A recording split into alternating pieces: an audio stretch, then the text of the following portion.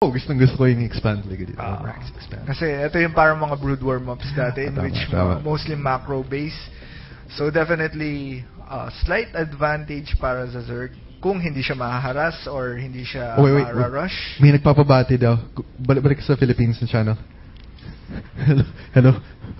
Magandang hapon po kay Juan Calabao. Hello, Juan Calabao. From KTS. Game Media and Friends. Yes. Ako po si Katie. Sa left ko si... Ayan. Ako si Clive. Si Clive.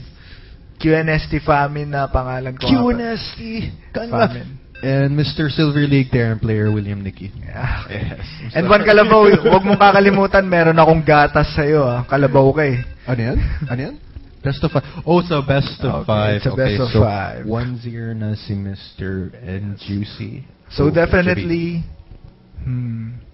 Ang mahalata ko rito, maganda siguro kung maso-surprise ni Jabito si Engine Juicy na hindi pwede. 6 pool. hindi 6 pool yung parang one base roach Zergling tapos backdoor dun sa mga rocks. Pero unfortunately dun sa position, hindi siya pwede. Hindi favorable para dun sa backdoor. Yes, that's right. Yung tansya ko dito, mag-14 hatch to, tapos sana Muta play. Okay. Yes, maganda actually Muta rito dahil for map control since masyado malaki yung map and then hindi masyadong magiging effective yung drops dahil sa Mutas. Yung mga Hellion na lang, Hellion drop. Yung paborito ko build ko dito. Well, actually, build ko naman sa lahat ng Zerg Hellion. Hellion Pero yung main build ko dito, talagang Hellion drop. Kasi pwede mo i-drop sa ledge kung di makapasok sa rap. Yes, that's tapos, right. split the army. Blue flame, all drones die. Yeah. Ano nangyari sa Terran base? By the way, introduction lang. So, spawning on the 7 o'clock, the Terran player from Singapore, Engine Juicy.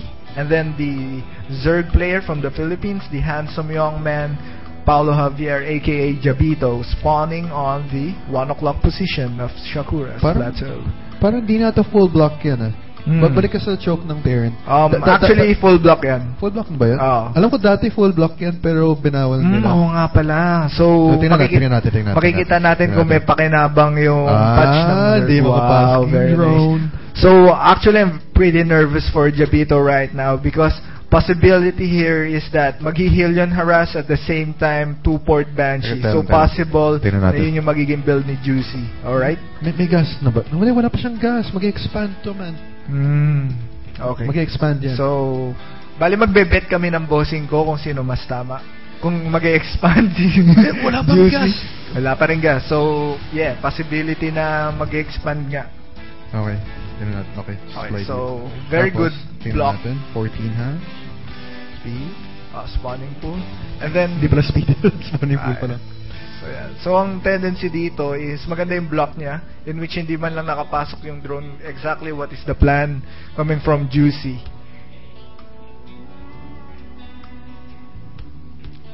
Okay, so nakikita natin nothing much, pretty standard from Jabito, but for Juicy, wow!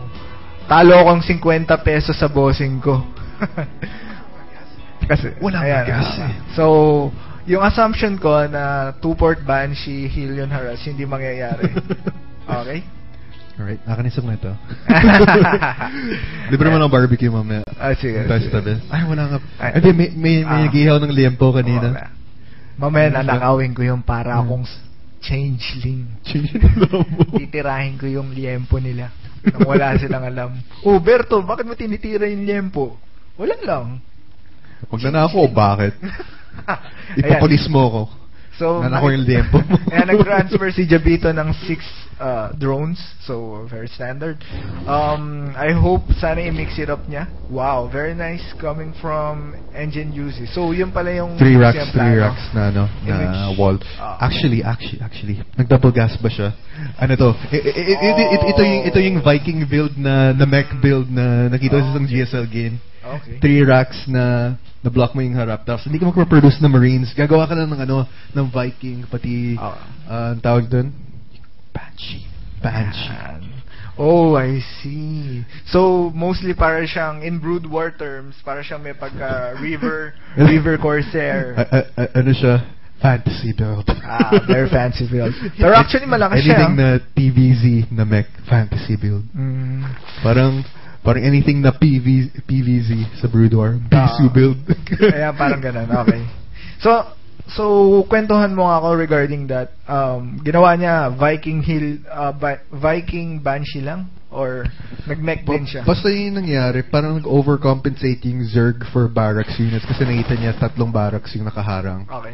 Pero, sa totoo lang, yung ginawa niya, 2 Cloak Banshee or 2 Starport Cloak Banshee. Tapos gumawa siyang 3rd Starport after 3rd at saka 4th gas niya. For healing. Pero ito na, wala na.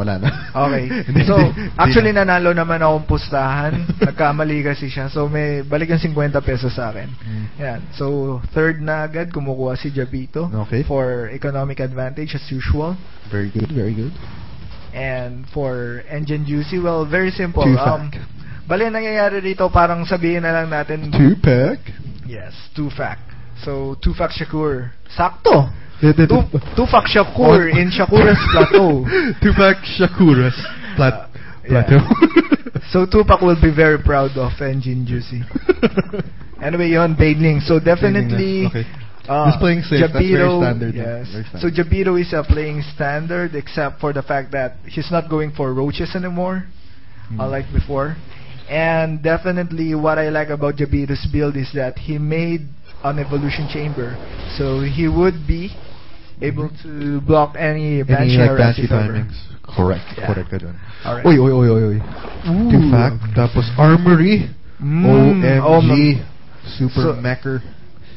Tapos naka 4 gas. Actually, hindi ako sangayon sa 4 gas. Dapat 3 gas muna. Kasi sobrang sa gas. Okay. Andas, mag-upgrade siya. So, actually, natutunan ko sa'yo. Maraming salamat. Mas high level naman sila. Well, I actually like this because binubutas na agad ni Jabito yung backdoor ni Juicy. So, definitely, ang mangyayari rito is magkakaroon ng panic mode si Juicy if ever dumating sa macro game dahil butas yung backdoor niya. If ever. Okay. Lahat naman ng tao may backdoor, diba? So, may butas talaga. May butas talaga kaso nahaharangan ng... Kailangan mo lang paluwagin. Yes, tama. Kailangan mo ng konting lubricant. Katulad yung mga Zergling, mga ano yan, semi-lubricant, nagdudura yan eh. Ayun. So anyway, balik tayo sa game. Nandidiri na sinigay sa amin. Ayun, Overseer. Very nice play coming from Jabito. So definitely alam niya na kung ano magiging unit composition ng Terran. Stim, +1. Double engineering bay upgrades. Oh my God. Man, this is a Brood War build. I love excited this. ako dito. Sorry, Jabito, pero galingan mo. So we're actually in between dahil Terran player yung kalaban ni Jabito. At the same time, si Jabito Zerg player. So, I mean Filipino player. So actually kampi ako kay Jabito, syempre. Oo naman. Pero as a Terran player, I'm excited for Terran openings against definitely. the Zerg Overmind na Yuck, Baneling, yuck.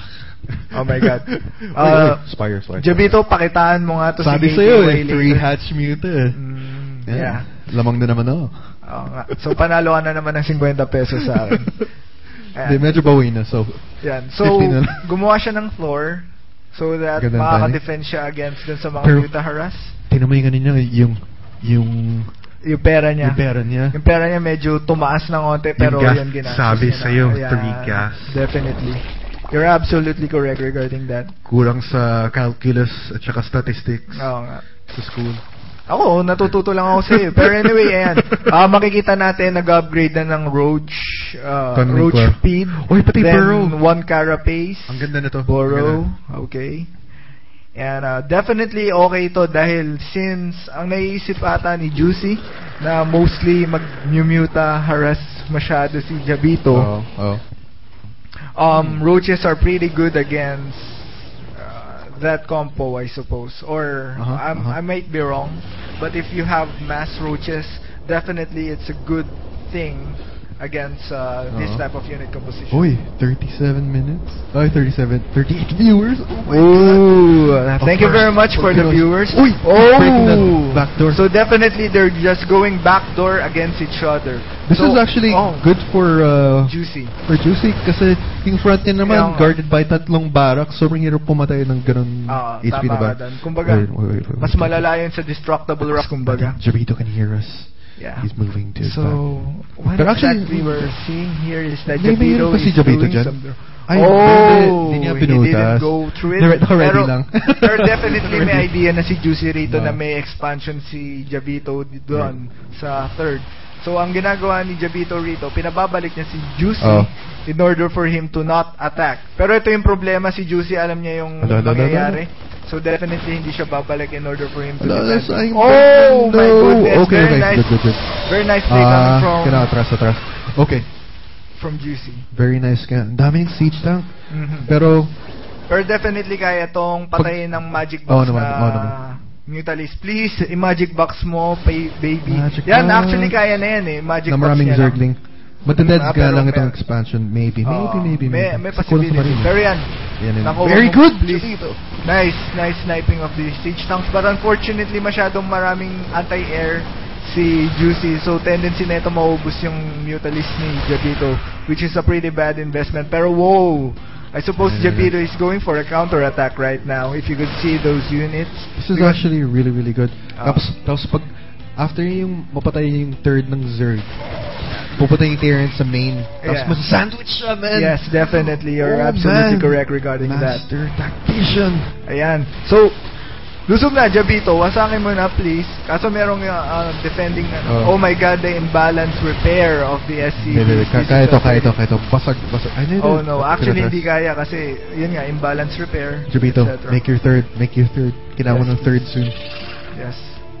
Pero definitely kaya niya sabayan to ng macro as of the moment. Pero hindi... This round. Nikki, pag hindi mo makapture to, papatayin ka. Ay, ito na! Lumusog na po si Jabito. Sakto nilusog yung Oh. Banelings dun sa mga Kaso unfortunately, onti lang ata yung casualty ng Terran. Oh my God. Kulang sa Zerg. Wow, man. Engine Juicy is very impressive on this one. He's at +2 na rin. +2. Yeah, but the thing here is that if you can only kill those Marines before he goes for a Magic Box against those Thor, or against that Thor, definitely he should be able to win that Di ba may round. burrow siya? Oo nga, I think medyo nakakalimutan niya. Pero actually, magkakaroon siya ng onting chance rito, maligaw lang yung mga Marine. Uy, Engine Juicy third base. Oh man. Jabito just getting upgrade raped by slow and steady Terran. Yeah. Caress like Jabito got backdoored. Yeah, definitely. So what's... Oh, please, Magic Box. Magic Box mo yung mga Mutalis. Tapos habang nagkipaglaban yung mga... Oh, man. Definitely not... Oh, nice! Oh, man! Jabito. Right. Wow. He shouldn't have just given up like that. For me. This is my analysis of that game. Even though mas magaling si Jabito sa akin, pero this is the final. So, definitely, kahit anong mangyayari, parang, alam mo yun, kailangan Heart of a Champion. Baka kasi mayroong miracle if ever na makabalik siya. Oh, man. I'm pretty saddened. 2-0 for our Singaporean Terran resident and Juicy over Mineski Jabito. This is a best of 5. So, if Jabito loses the next game... So he'll be going to the losers bracket or wala? I think he's third place. Twice to be.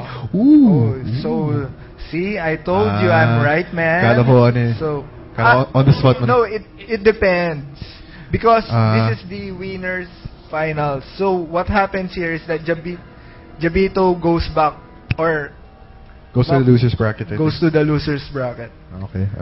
So sayang yung magiging twice to beat advantage if ever matalo siya rito. So suggestion ko rito non-retarded map against Terran. So Okay. Ito lang yan. Parang na-feel ko yung flow ng game lang. So definitely soup up ko lang yun yung Terran analysis ko. Ayan, yung sa akin naman. Ang ganda ng upgrades niya. Ang ganda ng upgrades. Yung Brand's upgrade yun. Actually, tama ka doon. At saka maganda yung timing niya in which, sabi nga ni Day9, kung magpupush ka, bago ka mag-steam pack, siguraduhin mo medyo marami na yung Marines, ganyan. Maganda yung timing ni... Maganda yung Maganda. timing ni Juicy. So definitely, kudos to Juicy